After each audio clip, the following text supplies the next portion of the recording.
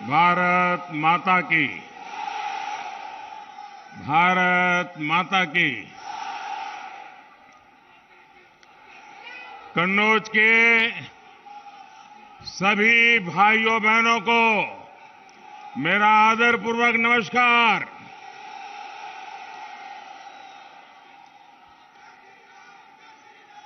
आप सभी इतनी बड़ी संख्या में भारतीय जनता पार्टी को आशीर्वाद देने आए हैं। मैं आपका हृदय से बहुत बहुत आभार व्यक्त करता हूं।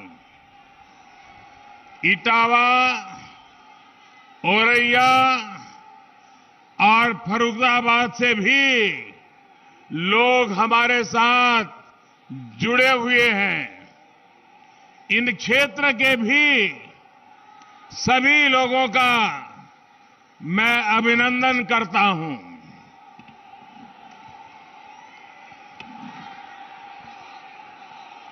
कन्नौज की आबोहवा में इत्र की खुशबू तो होती ही है,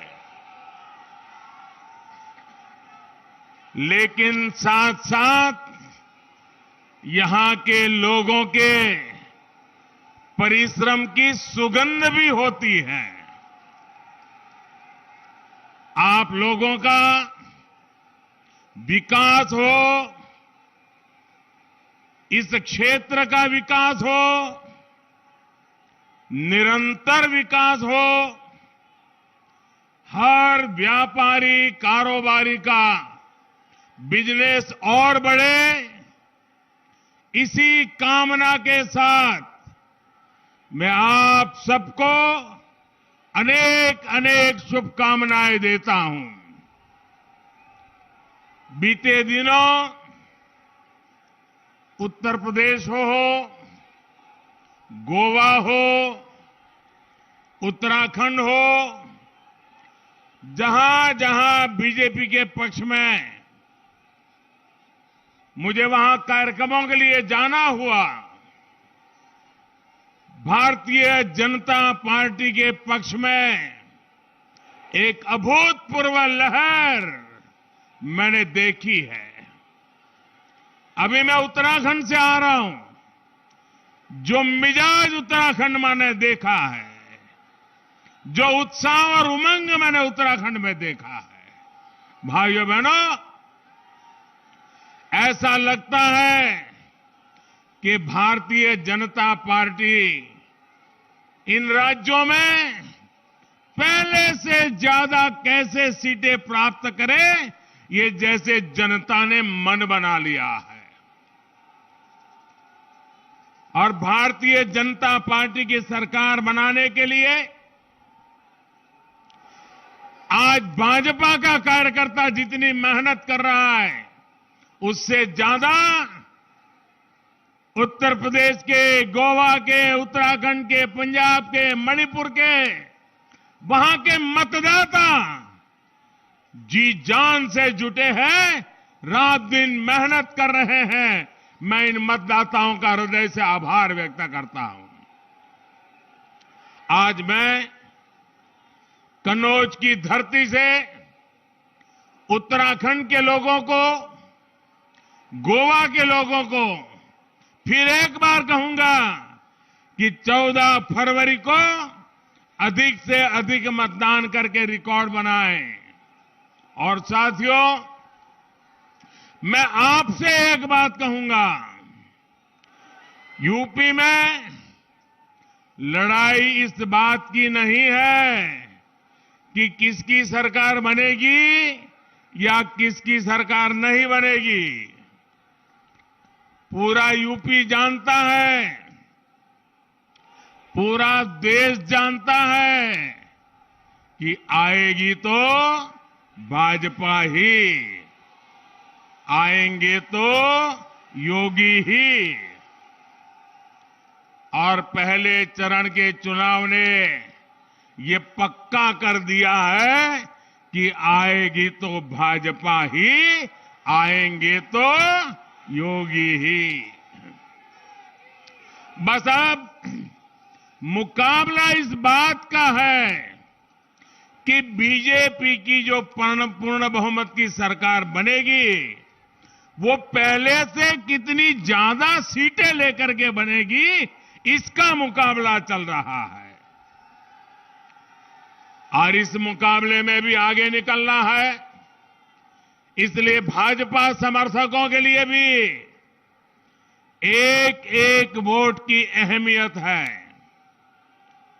योगी जी आज फ्रंट फुट पर जो मोर्चा संभाले हैं, तो उसके पीछे भी आपके एक एक वोट की ताकत है, आपके समर्थन की ताकत है। हमें मिलकर इस ताकत को और बढ़ाना है। भाइयों और बहनों, पहले चरण के मतदान ने एक और बात साफ की है। 2 दिन से गौर परिवारवादियों को सपने दिखना बंद हो गए हैं।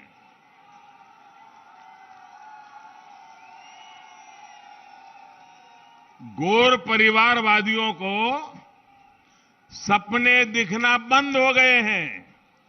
पता है क्यों? इसलिए कि उनकी नींद हराम हो गई है। वो लोग सोच रहे थे कि जातिवाद फैलाकर, संप्रदायवाद फैलाकर वोटों को बांट देंगे, लेकिन मुझे खुशी है कि यूपी के लोग माफियावादियों, दंगावादियों के खिलाफ एकजुट होकर वोट कर रहे हैं। ये एकजुटता दंगावाद से मुक्ति के पक्ष में है। ये एकजुटता कानून व्यवस्था के पक्ष में है। ये एकजुटता महिलाओं की सुरक्षा, सम्मान और समृद्धि के पक्ष में है। यूपी के जिन क्षेत्रों में आगे के चरणों का चुनाव है, वहां के लोगों को भी मैं कहूंगा, इसी तरह एकजुट रहना है। अपना वोट जाति के नाम पर, संप्रदाय के नाम पर बंटने नहीं देना है। साथियों, विकास के लिए, रोजगार के लिए, निवेश के लिए शांति का माहौल सबसे पहली शर्त है। इसलिए उत्तर प्रदेश आज कानून के राज को सबसे बड़ी प्राथमिकता दे रहा है।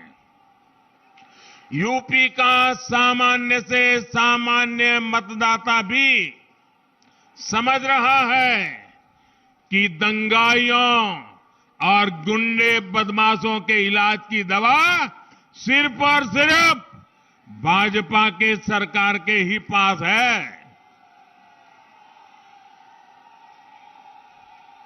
मुझे याद है, एक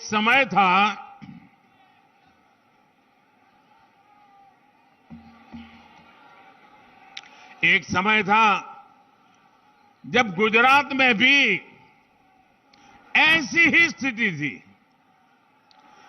कांग्रेस के बरसों के शासन ने वहां ऐसी स्थितियां बना दी थी कि ना व्यापार कारोबार फलता फूलता था, न लोग सुरक्षित महसूस करते थे, और हर साल अनेक दंगे होते थे। हर बार खबरें आती थी, वहां दंगा हो गया, वहां दंगा हो गया। वहां पर हर वर्ष जगन्नाथ जी पुरी में जैसे जगन्नाथ जी की रथ यात्रा निकलती है ना, वैसे अहमदाबाद में जगन्नाथ जी की रथ यात्रा निकलती है। और अनुभव यह है, पिछले बीजेपी सरकार आने से पहले 10 साल में 7 साल ऐसे जाते थे कि कोई न कोई दंगा हो जाता था। इतना ही नहीं, पतंग चगाने में दंगा, रास्ते पर आते जाते दंगा, यानी हर साल हर छोटी मोटी बात पे दंगे होते थे और दंगों की वजह से कर्फ्यू लगता था, संपत्ति जलती थी, हत्याएं होना तो आम बात हो गई थी, लोगों को मोहल्ले के मोहल्ले खाली करके भागना पड़ता था और इसके बाद खाली मकानों को सस्ते में खरीदकर उस इलाके की पहचान भी बदल ली जाती थी। इसी प्रकार के दुष्चक्र में गुजरात लंबे अरसे तक फंसा हुआ था। गुजरात के लोगों ने जब बीजेपी को मौका दिया तो स्थितियां बदलना शुरू हो गई। हमने सबसे बड़ी प्राथमिकता कानून व्यवस्था को दी, कानून के राज को दी। इसी का नतीजा है कि पिछले 2 दशकों से गुजरात में कोई बड़ा दंगा नहीं हुआ है। अब वहां हर वर्ग, हर संप्रदाय के लोग अपने विकास, गुजरात के विकास, देश के विकास में जुटे हुए हैं। और आप देखिए, सभी के प्रयासों से गुजरात भी किस तरह विकास की नई ऊंचाइयों को छू रहा है। कन्नौज के मेरे भाइयों बहनों, आप मुझे बताइए, हमें शांति चाहिए कि नहीं चाहिए? कानून का राज चाहिए कि नहीं चाहिए? दंगों से मुक्ति चाहिए कि नहीं चाहिए? गुंडागिर्दी बंद होनी चाहिए कि नहीं होनी चाहिए? माफियाशाही बंद होनी चाहिए कि नहीं होनी चाहिए? बेटियों को सम्मान की जिंदगी मिलनी चाहिए कि नहीं मिलनी चाहिए? व्यापारी सुख शांति से व्यापार करे, ऐसी स्थिति चाहिए कि नहीं चाहिए? ये काम भाजपा सरकार ही कर सकती है, योगी जी की सरकार ही कर सकती है। उधर साथियों, देखिए, जगह कम है, लोग ज्यादा है, आप वहीं रहिए प्लीज, आगे आने की कोशिश मत कीजिए। आप वहीं रहिए, आपका प्यार मेरे सर आंखों पर भैया।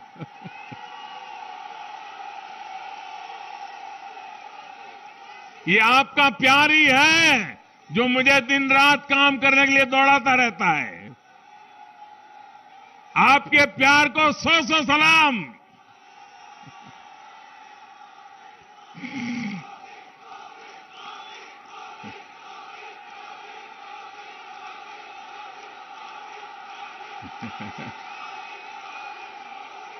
भाइयों बहनों, उत्तर प्रदेश में भी हमें कानून व्यवस्था को सर्वोच्च प्राथमिकता देनी है। योगी जी के नेतृत्व में यूपी ने जिस प्रकार दंगों को रोका है, हमें उसे स्थायी स्वरूप देना है।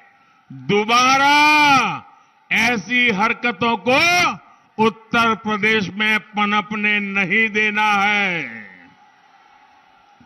भाइयों और बहनों, सिर्फ विकास की बातें करने से विश्वास नहीं आता, लेकिन जब नीयत साफ होती है, मेहनत दिन रात होती है, जनता के सुख दुख की चिंता होती है, तभी सामान्य मानवी के मन में विश्वास पैदा होता है। लेकिन जिनकी राजनीतिक बुनियाद अपराध, गुंडागर्दी और भ्रष्टाचार पर टिकी हो, वो कभी सुधर नहीं सकते। आप देखिए कैसे कैसे उम्मीदवारों को इन लोगों ने टिकट दिया है। इनके ज्यादातर उम्मीदवार हिस्ट्री सीटर हैं और उनकी तो हालत ऐसी है, कई लोग तो जेल से ही चुनाव लड़ रहे हैं। साथियों, लोकतंत्र की व्याख्या करते हुए पूरे विश्व में एक बात कही जाती है, लंबे अरसे से कही जाती है और कहा जाता है, government of the people, by the people, for the people. यानी जनता का जनता के लिए और जनता द्वारा शासन। हमारे देश की गैर परिवारवादी पार्टियों ने लोकतंत्र की इस भावना को ही बदल दिया। ये लोगों का मंत्र क्या बन गया है, ये लोग क्या कहते हैं, उनका सूत्र क्या है, of the people, by the people, for the people नहीं। उनका सूत्र है परिवार का, परिवार के लिए, परिवार द्वारा शासन। Government of the family, by the family, for the family. इसलिए यूपी के लोगों ने फिर ठान लिया है कि उन्हें सिर्फ अपने परिवार के स्वार्थ के लिए काम करने वाले लोग अब उत्तर प्रदेश में नहीं चाहिए। यूपी के लोगों को तो पब्लिक की सेवा करने वाले लोग चाहिए, परिवार की सेवा करने वाले नहीं। इन गैर परिवारवादियों की कुनीति का एक गवाह कन्नौज का इत्र उद्योग भी है। इन्होंने अपने भ्रष्टाचार से, अपने काले कारनामों से यहां के इत्र कारोबार को भी बदनाम किया। इन्होंने इत्र को करप्शन से जोड़ दिया। हम इस इत्र को ग्लोबल ब्रांड बनाने में जुटे हुए हैं। दुनिया में कन्नौज के इत्र का डंका बजे, इसके लिए हम काम कर रहे हैं। साथियों, पहले की सरकारों के समय उत्तर प्रदेश के जिलों की पहचान, यहां पहले जिलों की पहचान कैसे होती थी, फलाना जिला, फलाना माफिया, वो जिला, वो माफिया, उधर वाला जिला, वो बदमाश। जिलों की पहचान ऐसे ही माफियाओं से होती थी। 5 वर्ष के भीतर भीतर अब योगी जी की सरकार के समय यूपी के जिलों की पहचान वहां के उत्पादों से हो रही है। वन डिस्ट्रिक्ट वन प्रोडक्ट के तहत योगी जी की सरकार ने औरैया के देसी घी को भी अंतर्राष्ट्रीय पहचान दिलाने में मदद की है। इटावा के बुनकरों द्वारा बनाए उत्पाद देश विदेश में धूम मचाए, इसके लिए भी प्रोत्साहन दिया जा रहा है। यूपी में ऐसे उत्पादों को अंतर्राष्ट्रीय मार्केट तक पहुंचाने के लिए भी काम हो रहा है। अब तो बुंदेलखंड एक्सप्रेस वे भी जल्द तैयार होने वाला है। इसका भी लाभ औरैया और इटावा सहित इस पूरे क्षेत्र को होने वाला है। साथियों, गांव, गरीब, किसान, पशुपालक सभी का जीवन बेहतर बनाने के लिए भी हम दिन रात काम कर रहे हैं। हमारे यहां पशुधन का क्या महत्व है, ये हमारे गोपालकों से बेहतर कौन बता सकता है। बीते वर्षों में हमारी सरकार ने गोबर धन योजना की शुरुआत की, राष्ट्रीय कामधेनु आयोग का गठन किया, डेयरी सेक्टर के इंफ्रास्ट्रक्चर के लिए हजारों करोड़ रुपए का विशेष फंड बनाया। हमने पहली बार पशुपालकों, मछली पालन से जुड़े लोगों को, उनको भी किसान क्रेडिट कार्ड की सुविधा हमारी सरकार ने दी है। साथियों, कोरोना की वजह से आज देश में लोगों के टीकाकरण की बहुत चर्चा हो रही है। कोरोना के कारण सबको पता है टीकाकरण कितना बड़ा काम होता है, कितनी मेहनत होती है, कितने लोग काम करते, सबको पता है। लेकिन एक बात मैं बताता हूं जिसकी बहुत चर्चा नहीं हो रही है, लोगों के ध्यान में भी नहीं आता है। क्यों? बात ऐसी भी है, जैसे कोरोना के समय वैक्सीन की चर्चा होती है, हमने हिंदुस्तान में आजादी के बाद पहली बार सबसे बड़ा एक काम चलाया है, वो है पशुधन की सुरक्षा के लिए। पशुओं के लिए बहुत बड़ा टीकाकरण अभियान चलाया है। आजादी के बाद पशुओं के टीकाकरण का ऐसा अभियान देश में पहली बार शुरू हुआ है। इस पर सरकार 13,000 करोड़ रुपए से ज्यादा खर्च कर रही है। पशुओं को फुट एंड माउथ डिसीज, मुंह पका और खुरपका बीमारी से निजात दिलाना हमारी प्राथमिकता है। भाई और बहनों, जो काम इनको छोटे लगते हैं, हमें उनमें गरीब की तरक्की का समाधान दिखता है। हमें उसकी चिंता थी जिसके पास या तो जमीन है ही नहीं या फिर बहुत कम है। हमें उन बहनों की चिंता थी जिनके लिए पशुपालन आत्मनिर्भरता का, आत्मसम्मान का माध्यम है। पशुपालन में जुटे एक बड़े समाज को जिसे पिछड़ा कहा गया, हमें उनकी समृद्धि, उनकी गरिमा की चिंता थी। हमें उन पशुओं की चिंता थी जिनको बेसहारा, बेआसरा छोड़ दिया जाता है। इसलिए दूध के साथ साथ और जो दूध नहीं दे पाते हैं वो पशु का भी गोबर से भी धन कमाने के माध्यम आज हम विकसित कर रहे हैं।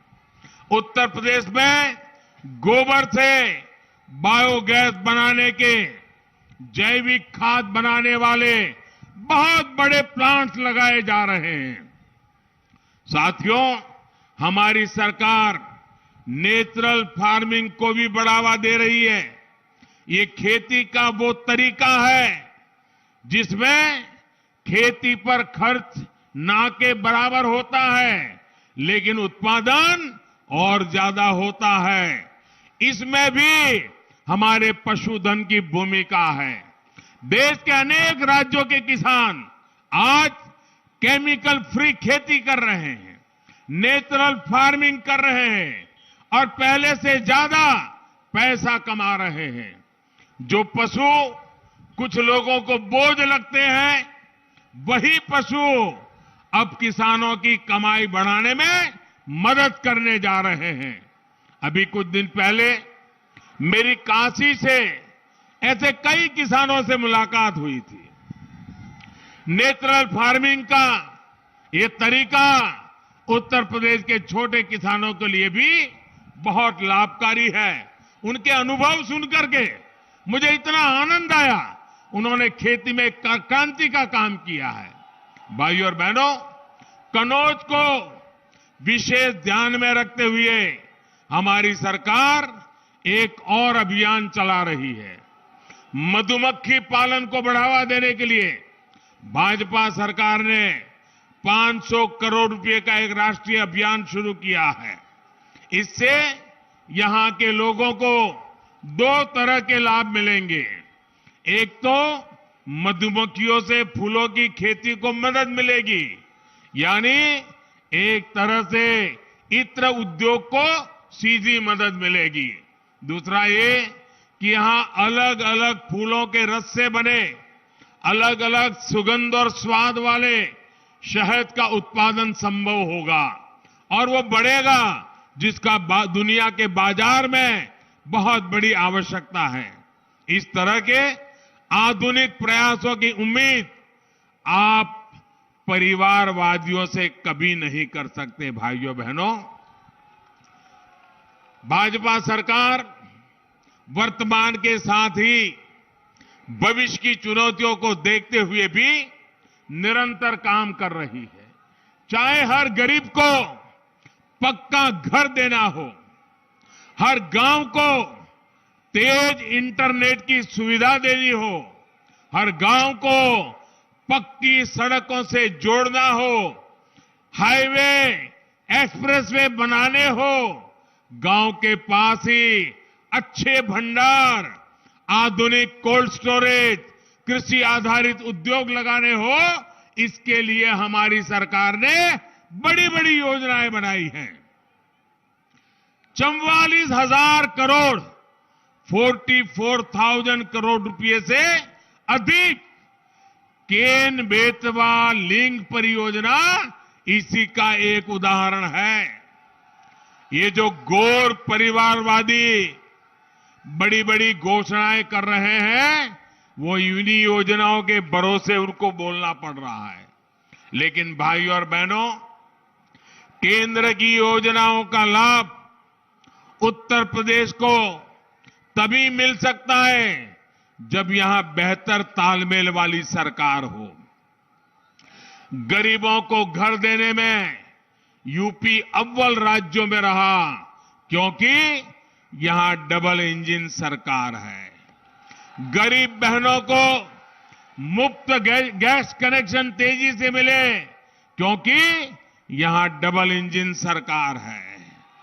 लाखों किसान परिवारों को पीएम किसान सम्मान निधि मिला, क्योंकि यहां डबल इंजन की सरकार है।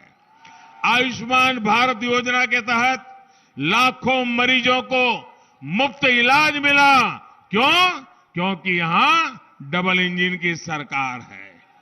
दशकों पुरानी सिंचाई परियोजना पूरी हुई, हर घर जल योजना पर काम हुआ, क्यों? क्योंकि यहां पर डबल इंजन की सरकार है। साथियों, ये डबल इंजन की सरकार ही है जिसके कारण 100 साल के सबसे बड़े संकट का, कोरोना महामारी का यूपी ने डटकर मुकाबला किया। ऐसा संकट अगर उनके जमाने में आया होता, 2017 से पहले आया होता, तो उत्तर प्रदेश को बहुत बड़ी समस्या हो जाती। इनका काम तब भी बोलता था कि यूपी के लोगों के विरोधी है, इनका काम अब भी यही बोलता है। इन्होंने मेड इन इंडिया टीकों को भाजपा का टीका बताकर गरीबों के जीवन से बहुत बड़ा खिलवाड़ करने की कोशिश की। हमारी सरकार पूरी शक्ति से जुटी है कि यूपी के एक एक गरीब को कोरोना की वैक्सीन लग जाए। लेकिन इन लोगों ने इस अभियान में भी बाधा डालने की कोशिश की। आप अंदाजा लगाइए साथियों, अगर गरीबों को कोरोना वैक्सीन नहीं लगी होती तो इस लहर में मेरे सभी भाइयों बहनों का, मेरे उत्तर प्रदेश के नागरिकों का क्या हाल हुआ होता। हमारी सरकार ने गरीब का, सामान्य मानवी का जीवन बचाने के लिए सबको मुफ्त वैक्सीन लगवाई और आज भी लगवा रही है। मैं कन्नौज के इटावा, औरैया, फर्रुखाबाद और यूपी के हर व्यापारी, हर कारोबारी, हर दुकानदार से एक बात विशेष तौर पर कहूंगा। एक बार सोचिए कि अगर हमारी सरकार ने तेजी से सबको वैक्सीन लगवाई न होती, अगर हम ये काम न कर पाते तो क्या होता? आज देश की अर्थव्यवस्था आगे बढ़ रही है, बाजारों में हलचल बढ़ रही है। क्या बिना वैक्सीन ऐसा संभव होता? और अगर 1-2 साल और निकालने पड़ते तो न जाने मेरे कितने परिवार तबाह हो जाते। साथियों, याद रखिए, मोदी विरोध में जो गरीब के जीवन से खेल सकते हैं, वो लोग क्या क्या नहीं कर सकते। डबल इंजन की सरकार है, इसलिए आज यूपी 100% टीकाकरण की तरफ तेजी से बढ़ रहा है। साथियों, इस कोरोना काल ने एक और बात का एहसास सबको कराया है।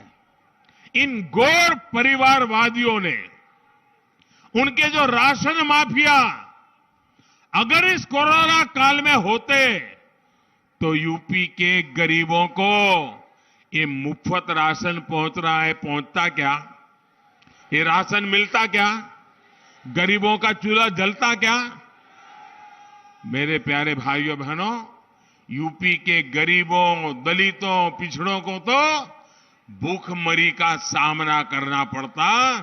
दिल्ली से जो राशन हम भेजते उसको इनका माफिया अपने गोदामों में बंद कर देता, ब्लैक में बाजारों में बिकवाता। ये डबल इंजन की सरकार है जो महामारी के इस समय में बीते कई महीनों से गरीब को मुफ्त अनाज दे रही है। और यूपी के लोग, यूपी के गरीब, याद रखें, इन घोर परिवारवादियों की आंखों में ये गरीब कल्याण की योजनाएं उनको खटक रही है। पहला मौका मिलते ही वो इन योजनाओं को, उसका लाभ गरीबों तक पहुंचना बंद कर देंगे और उनकी ये माफिया कंपनी, कटकी कंपनी सब कुछ तबाह कर देगी।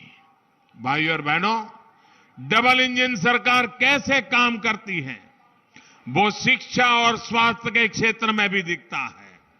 यहां स्वास्थ्य सुविधाओं के अभाव में गरीबों को, हमारी बहनों को लखनऊ, दिल्ली तक जाना पड़ता था, लेकिन अब medical college, super speciality hospital, paramedical institute यही बन रहे हैं। इससे स्वास्थ्य सुविधाएं तो बेहतर होगी ही, यहां के युवाओं के लिए डॉक्टरी और पैरामेडिकल के क्षेत्र में जाने का एक अवसर भी बढ़ेगा।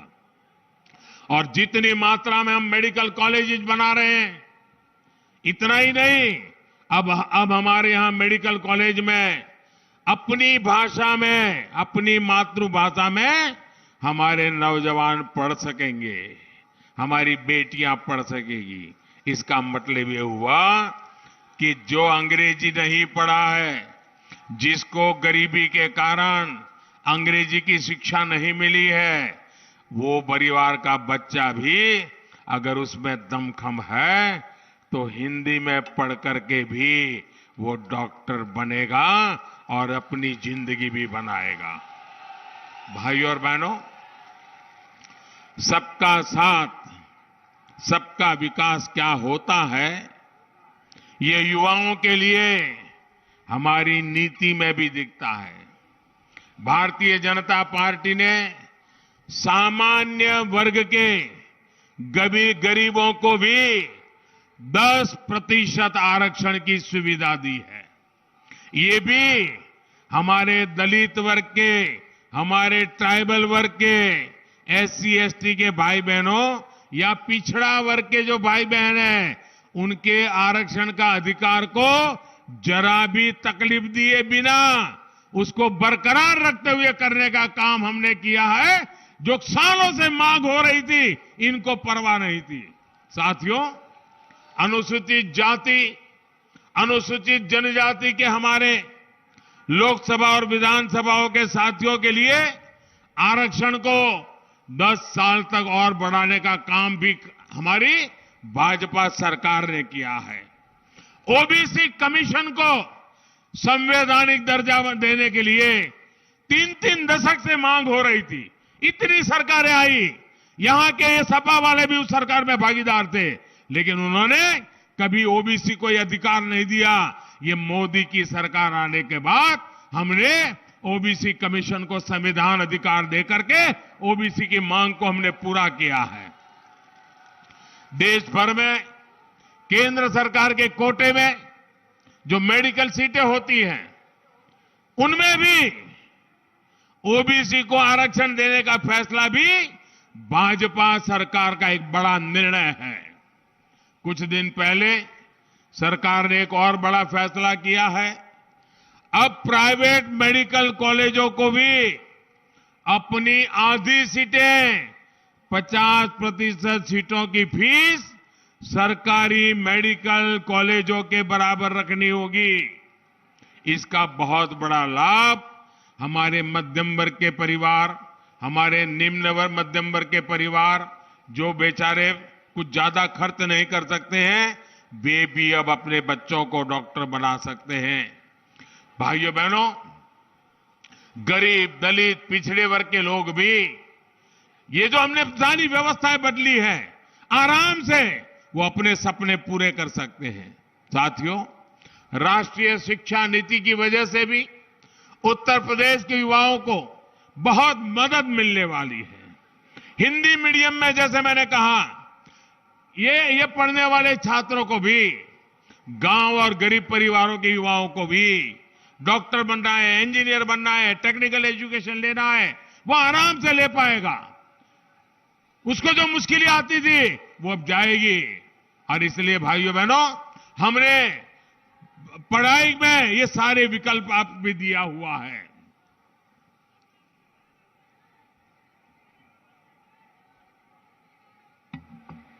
साथियों, जब आप मतदान केंद्रों पर जाकर हमें अपना स्नेह, अपना आशीर्वाद देते हैं, तब हमें नए संकल्पों की शक्ति मिलती है।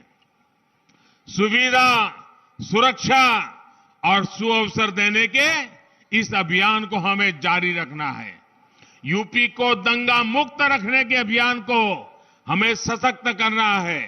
हर बूथ को जगाना है, हर बूथ से लोगों को मतदान केंद्र पर लाना है।